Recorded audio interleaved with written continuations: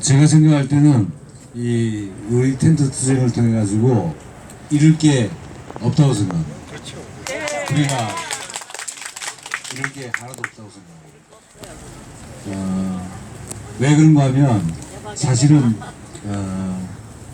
이 광화문 텐트 투쟁이 갖는 의미, 그건 우리들에게 자신감을 불어줬다는 겁니다. 좌파를 이길 수 있다. 정말 각성된 상태에서 좌파를 이길 수 있다. 그 자신감을 불러일으켜줬고, 그리고 저 좌파들에게는 야, 언제 우파가 저렇게 컸지? 정말 무섭게 컸네. 아니, 세상에 민노총하고 맞짱을 뜨다니.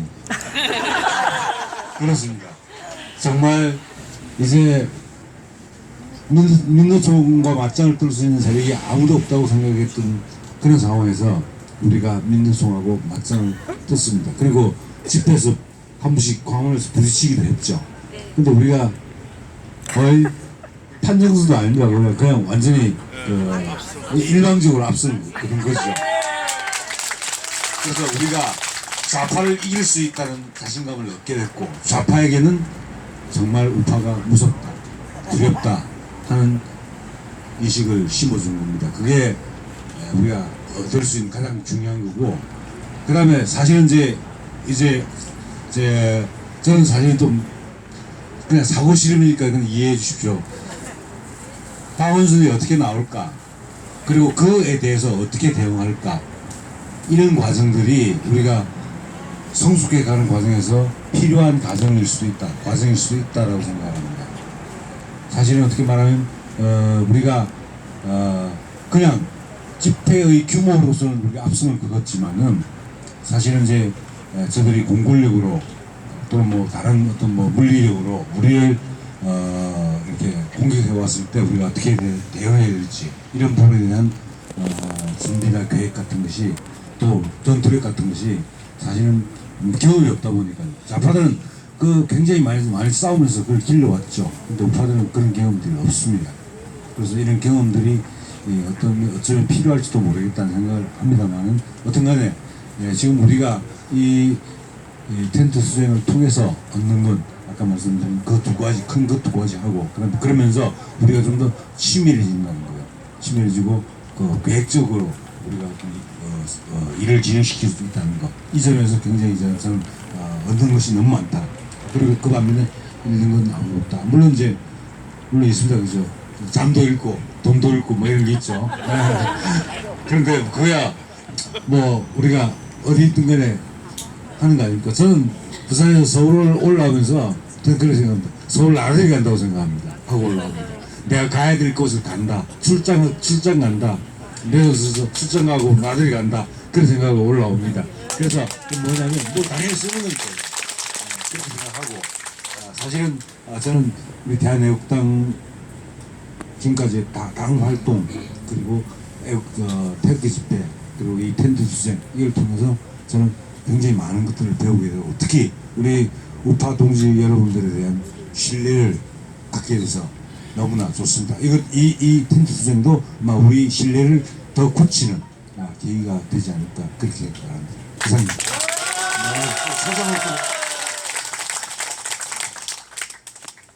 저도 이제 잃을 게 없다, 이 점에 대해서는 이제 동의를 하고요. 저희가 이제 그동안 정말 가시밭길로, 그리고 이제 고통의 칼날에 서면서도 이제까지 2년간 얼마나 싸워왔습니까? 여기서 뭐 더 잃을 게 있겠습니까? 저는 이제 잃을 게 없다는 그런 동의하고, 그럼 이게 뭘 얻느냐?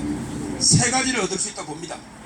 첫째는 이제 진실을 얻고, 그 다음에 정의를 얻고, 더 나아가서 민심을 얻는다. 이게 세 가지를 얻는데, 첫째는 이제 저희가 투쟁을 통해서 진실이 좀 더 밝혀지는, 박근혜 대통령이 사기 탄핵 후에 사조에 놓으면서 뭘 했습니까? 시간은 이제 좀 걸리지만 언젠가 진실은 밝혀진다, 이런 말씀을 했고요. 그런데 저는 진실은 가만히 있다고 그냥 저절로 밝혀주는 게 아니에요. 진실은 이제 투쟁을 통해서, 싸움을 통해서 진실이 밝혀지는 거 아닙니까? 제가 이제 광화문 천막 투쟁, 저는 이제 조금이나마 진실이 더 밝혀지는, 이게 첫째 얻는 거고요. 그 다음에 두 번째, 정의를 이루는 이런 게 계기가 되는 게 현 정권은 적폐청산, 자기들에게 정의고 상대에게 무조건 청산이 돼서 불이다. 이래가지고 이제 제가 통계를 엑셀로 만들고 있습니다. 그랬더니 현재 130여 분의 자유우파가 구속돼 있고 징역 253년 2주 전에 이게 253년까지 계산을 했거든요. 역대 문재인 정권은 가장 이게 독재 정권이고 사악한 이런 게 정권이 아닙니까? 본인들이 말만 이게 적폐청산이 명백한 정치 보복인데 이런 정치 보복에 저희가 강력하게 투쟁으로 맞서는 그래야 빨리 정의가 이루어지는 거 아닙니까? 따라서 이것은 두 번째 저희가 투쟁을 통해 한다는 것은 바로 정의다 이렇게 말씀드리고 마지막으로 민심을 얻는 것은 지금 보면 민심이 완전히 돌아서고 있어요. 지금 민심은 한마디로 달이 몰락하고 해가 뜨고 있습니다. 달이 누굽니까? 달이 어둠과 거짓, 악의 세력 아닙니까? 그게 문재인 아닙니까? 이런 게 달이 급격히 몰락하고 여론조사기 예산이 한마디 하니까 13%막 뛰어오르고 전부 다 조사가 하고 있는 거거든요. 그리고 박근혜 대통령에 대해서 여론이 급격히 아마 지금도 해보면 급격히 좋아지고 있습니다. 이게 바로 민심이고요. 지금 보면 대한애국당 당원도 제가 듣기로 이번 주에 아주 당원이 급증하고 있다. 맞습니까? 이렇게 듣고 있습니다. 그래서 항상 옛날 서경이라는 시경, 서경, 역경할 때 서경에도 보면 민심은 한 곳에 머무르는 것이 아니다. 오로지 국민의 뜻에 따라 국민의 눈에 맞는 정치를 펼 때 민심을 얻게 되는 거고 아니면 잃게 되는 거거든요. 현 정권이 철저하게 민심과 역주행하고 있잖아요. 근데 어떻게 민심을 얻겠습니까? 따라서 저는 저희가 텐트 투쟁을 통해서 국민들이 민심을 지금도 얻고 있고 앞으로 훨씬 더 크게 얻을 것이다. 그래서 이게 세 가지로 보는 겁니다.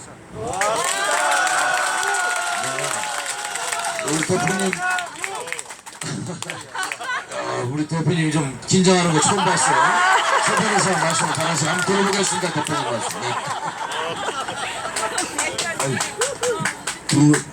서울법 때 누가 우리 한상수 교수 선배시죠? 몇 년 선배? 10년 선배잖아. 10년 선배. 우리가 이 광화문 광장 텐트를 쳐서 제가 가장 많이 지금 얻은 것은 솔직히 말씀드리면 저는 대한애국당이 이래서 지금까지 이렇게 강하게 버티고 있었구나라는 생각을 이번에 특별히 더 가졌어요. 2017년 3월 10일 현장에 있었던 사람들이 어제 봤더니 반이 되더라고요. 또 현장의 그 참혹한 모습들을 직접 받는 분들이 많이 계시다. 그 생생한 체험을 하신 거예요. 야, 사람이 이렇게 죽는구나. 또 공권력도 이렇게 일반 시민을 죽일 수가 있구나. 또 우리가 믿었던 정치인들이 이렇게 배신할 수가 있구나. 가장 큰 것은 우리가 믿었던 보수의 정치인들을 더 이상 믿을 수 없다는 거예요. 보수를 자처하는 정치인들을 더 이상 믿을 수가 없다. 이제 소위 말하는 민심, 민초가 새로운 모습의 보수 우파의 정당을 만들어야 된다.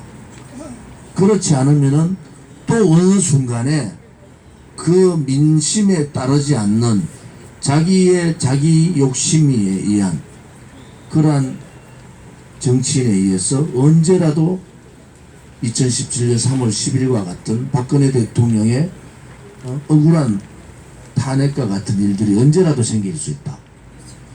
그래서 이게 광화문 집회를 통해서 광화문 텐트 투쟁을 통해서 가장 큰 것은 이제 무심불립이라는 게 있죠. 신의가 없으면은, 믿음이 없으면은 일어설 수 없다. 그렇듯이 이제 국민의 신뢰를 누가 받느냐, 이것이 가장 중요하다. 지금까지의 보수, 우파, 정당, 행동, 또 그들의 생각, 프레임. 이것은 박근혜 대통령이 2017년 3월 10일 날 박근혜 대통령이 불법 탄핵되는 순간에 제가 그렇게 얘기했죠. 보수 정당은 없다 이제. 박근혜 대통령이 등 뒤에 칼을 맞고 쫓겨나는 그 순간 대한민국의 보수 정당은 무너졌다고 제가 선언을 한 사람이에요. 과연 그 보수 정당들이 그 2년 동안 무엇을 했느냐? 인적 쇄신을 했느냐? 변화를 했느냐? 개혁을 했느냐? 혁신했느냐? 아무것도 못했습니다. 또 다른 보수의 임무를 바꿔가지고 또 다른 형태의 국민의 속임을 하고 있다. 국민들이 거기 또 넘어가는 거예요. 이번 광화문 투쟁은 무엇을 의미하느냐? 이제 거짓에, 좌파의 거짓에, 껍데기 같은 거짓에 속은 국민들이 그것도 분노하고 원통한데 또다시 박근혜 대통령의 역사상 한 번도 없었던 죄 없는 대통령을 감옥에 보내고 지켜주지 못한 국민들이 또다시 이러한 과거의 우파의 보수의 행태를 또 따라가야 되느냐, 여기에 대한 저항이에요 이 광화문 집회는. 그래서 우리가 광화문 집회를, 광화문 투쟁을 통해서 분명한 우파 정당의 모습을 보여야 된다. 그 모습은 뭡니까? 우리가 한 번도 경험하지 못한 가장 악질적이고 가장 공포 정치를 하고 있는 좌파, 가장 왼쪽에 있는 빨간 세력들하고 싸우는 거예요. 거기하고 싸우려면은 비겁하지 않아야 되고 용기가 있어야 되고 행동해야 되고. 지금까지 대한애국당이 창당을 하고 지금까지 온 과정에서 우리는 비겁하지 않았고 우리는 용기를 가지고 할 얘기를 했고 우리는 행동했습니다. 광화문 광장에 텐트를 칠 때도 저는 그 전주에 토요일 연설을 통해서 광화문 광장에다가 텐트를 치겠다고 얘기를 하고 친 거예요. 그냥 각 치고 들은 게 아니에요. 광화문 광장에 텐트를 치겠다고 얘기를 하고 온 거예요. 또 얘기한 거예요. 또 경고하는 거예요. 너가 이번 텐트를 철거하면은 바로 지금 텐트에 배를 치겠다. 또 철거하면은 거기에 또 배를 치겠다. 그러고 마지막에는 저항의 모습이 뭡니까? 광화문 광장을 촛불 거짓 세력들이 모았듯이 태극기에 텐트촌을 만들어 버리겠다. 그때는 우리가 소위 말하는 우리와 같은 뜻을 가지고 있는 썩은 비겁한 보수 정당을 뒤집어 버리겠다는 생각을 가진 우파 단체들이 연합을 할 거예요. 이제 국민을 통해서 그동안 대한애국당은 대한애국당과 조원진은 이렇게 꽁꽁 묶어놨어요. 판도라 상자같이 딱 묶어놨어요. 언론 방송에 안 실어주는 거예요. 태극기 집회도 안 실어. 광화문 진격을 하니까 안 실을 수가 있습니까? 그걸 뭐라고 해야 됩니까? 태극기 부대라고 해야 되나 또? 안 되잖아요. 대한애국당을 선언하고 들어왔는데 거기다 대고 대한애국당이 아니고 태극기 부대가 와있다 이거 아니잖아요. 그죠? 확실한 모습을 보여주는 거다. 외부적으로는 좌파들하고 싸움을 할 때는 해야 된다는 걸 보여주고 너가 좌파들이 국민을 속이고 민노총이 장악한 언론 방송을 통해서 그들이 얘기하는 촛불혁명의 과업을 완수를 하고 있지만은 우파의 누군가는 당신들과 싸울 준비가 돼가 있다. 국민들한테는 이제는 저항해도 된다는 용기를 주는 거고요. 우파 보수 정치인들한테는 이제 여러분의 시대는 끝났다는 경고를 주는 거고. 세계 많은 우리 자유민주주의 세력들에게는 이 문재인 정권이 올바른 정권이 아니라는, 박근혜 대통령의 탄핵이 거짓이고 불법이었다는 것을 전 세계에 알리는 겁니다. 맞습니다. 우리가 광화문 집회, 광화문 투쟁에 들어왔는 얻을 것이다. 저는 그래 보고 이럴 것은 많은 것 같아요. 이럴 것은 뭐를 이뤄야 되느냐? 그동안 거짓말했는 보수 정치인들 이럽시다. 그동안 거짓말했는 보수 정치인들 버리자. 그 다음에 용기 없이 쓰레기 같은 언론 방송에 속았던 그 용기 없는 우리 국민들도 이제는 버려버립시다. 그 국민들이 우리가 버리는 게 아니고 그 국민들이 다 용기를 대한애국당을 보면서 국회의원 한석밖에 없는 대한애국당을 보면서 무슨 생각을 하겠습니까? 대한애국당을 백성 만들어주면 이 나라 제대로 가겠다 이 생각 하시게 아니겠어요? 절대로 배신하지 않는 정당이겠다. 저 정당은 그런 국민들한테 용기를 주는 거잖아요. 그래서 이 언론 방송에 속고 소위 말하는 보수 정치인에 속고 이런 국민들한테 이제는 정말 여러분들이 망해가는 대한민국을 구할 수 있다. 여러분들이 자유민주주의 시장 경제를 지킬 수 있다 하는 굉장한 용기를 주는 것이 이 대한애국당의 이 광화문 투쟁이다. 저는 그렇게 보고 이제 용기를 가지셔야 됩니다. 국민 여러분. 또 해외에 계신 동포 여러분, 왼쪽도 보지 말고 오른쪽도 보지 말고 대한애국당만 보면 됩니다.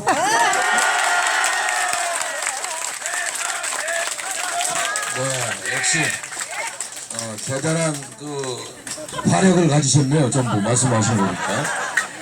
2017년 3월 10일 날 돌아가신 우리 이정남 열사님, 김환수 열사님, 김혜수 열사님, 김지빈 열사님, 그리고 지난번에 제주도에서 우리 가서 참배했던 고경표 선생, 이런 분들의 그 나라를 사랑하는 안타까운 그리고 영혼이 살아서 이 텐트 안에 저는 있다고 봅니다. 여러분들 느끼십니까? 그 힘이 저희 텐트를 지켜줄 겁니다. 저는 확신을 하겠습니다. 그리고 이런 문재인 주사파 좌파 종북 정권의 잘못된 역사를 쓰는 역사를 고발하는 현장입니다. 이거. 그래서 아까 말씀한 민심이 모이고 또 대의 명분이 모여서 반드시 승리할 겁니다. 여러분 동의하시죠? 네. 자, 그러면 이제 세 번째 마지막 질문입니다. 마지막 질문을